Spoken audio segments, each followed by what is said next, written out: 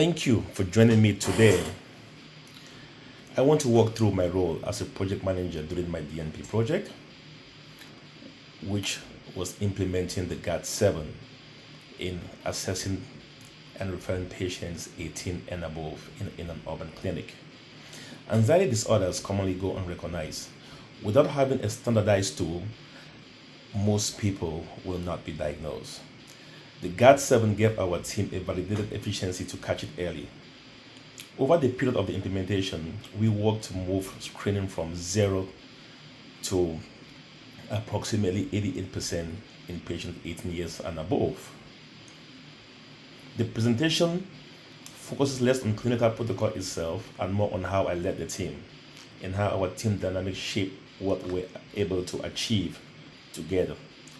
My role as a project manager goes far beyond scheduling tasks. I coordinated, communicated between clinical staff, IT, and clinic leadership. I built the training that got every team member comfortable with the utilization of the GAT7 protocol. I ran weekly huddles where we reviewed data together. I walked through workflow barriers as team rather than me alone. I made deliberate choices, invited medical assistants, nurses to co-lead specific pieces of the program instead of me directing everything by myself. Everything was done as a team. Balancing the project timeline with real life day to day pressure help our staff faces one of the most important parts of this role, and it shaped everything else why we're here today. Our, in, our implementation team was very intentional. I had two RNs, three medical assistants, two front desk staff who carry out daily workflow. We had a DNP who was our chaperone and guided us. We had the IT analysts who configured our electronic health record, and we had behavioral health consultants for our references. Beyond the core, we had stakeholders whose priorities shaped the project from outside. Clinic leadership approved the staff time that the project need. Frontline staff had to absorb a new step in order to absorb their busy day. Patients were our ultimate stakeholders since the project only work if they trust us enough and be able to give us honest reply. And I also DNP project instructor guided us during our seminars to make sure we were properly prepared for this task.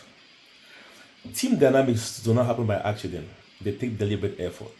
I focused on creating a space where staff could raise concerns without fear of blame. Our weekly huddles became the predictable forum where that happened. I used plain languages when introducing the GAT7 to every role, not just clinicians, understood why we were doing this. Public recognizing individuals contributed build trust across discipline, and I encouraged the team to identify their own workflow fixes rather than handing down solutions. The mirror literature which shows that healthcare teams need accountability, communication, and conflict management to be actively supported by leadership is always accurate.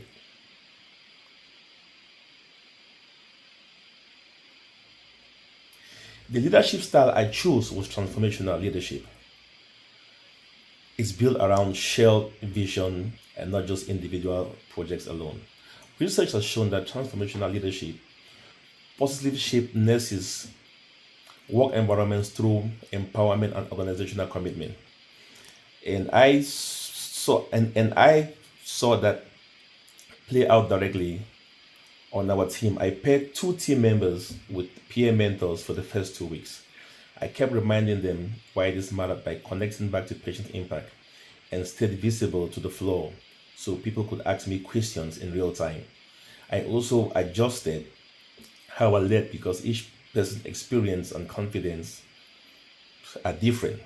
So I tried to avoid people being skeptical about what we were doing. Our team performance and our project outcome moved together through implementation. Huddle attendance averaged 92%, and staff confidence administering the GAT7 raised from 41% to 88% by the final week. The team resolved three major workflow barriers on their own. without stepping in directly, which told me directly and ownership was essential. On the outcome side, documented screening rose from nearly 0% to 86% of eligible visits.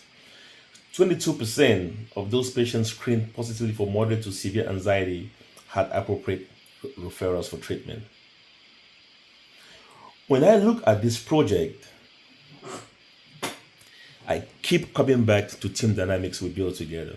The trust in communication in this team were very, very essential. And by far, in the field of healthcare, teamwork is essential in everything that we do. Thank you.